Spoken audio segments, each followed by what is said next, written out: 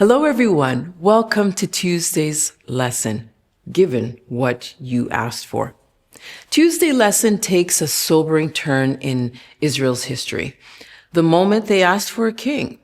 Up until that point, Israel had a unique calling to be governed directly by God.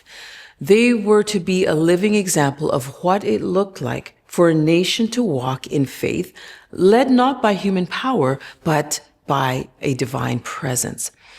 But the people looked around at the other nations and began to feel different, maybe even disadvantaged. They wanted what the Gentiles had, a human king, a visible ruler, someone to lead them into battle and to give them political credibility.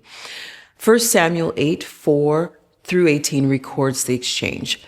The elders of Israel come to the prophet Samuel and demand a king.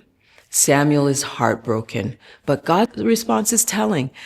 They have not rejected you, but they have rejected me, that I should not reign over them. This wasn't just about politics. It was a spiritual crisis. Israel no longer trusted God to lead them. And even though God warned them of the consequences, taxes, military drafts, corruption, oppression, they insisted. So God gave them what they asked for, knowing they would regret it. Deuteronomy 17:14-20 had already anticipated this day.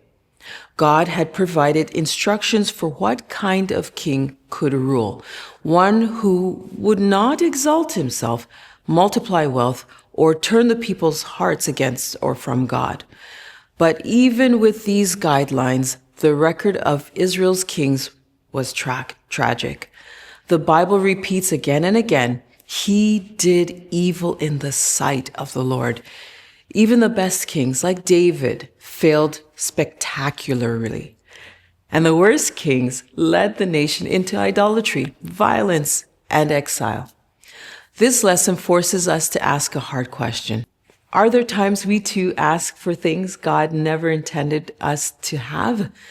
Things that reflect our lack of trust in Him? Just like Israel, we can be tempted to adopt the world systems, values, and leaders, believing they'll give us security or identity. But human rulers are still human, flawed, fallible, and temporary. Prophecy shows us where these decisions lead. The kingdoms of this world will always fall short. Only God's kingdom will endure. So, what do we really want? A king like the nations, or a king who knows the end from the beginning and rules with justice and mercy?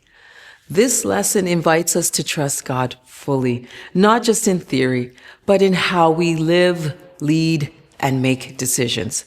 Because sometimes the worst judgment is when God says, okay, I'll give you what you asked for. Well, that's our nugget for today. I'll see you tomorrow, and God bless you.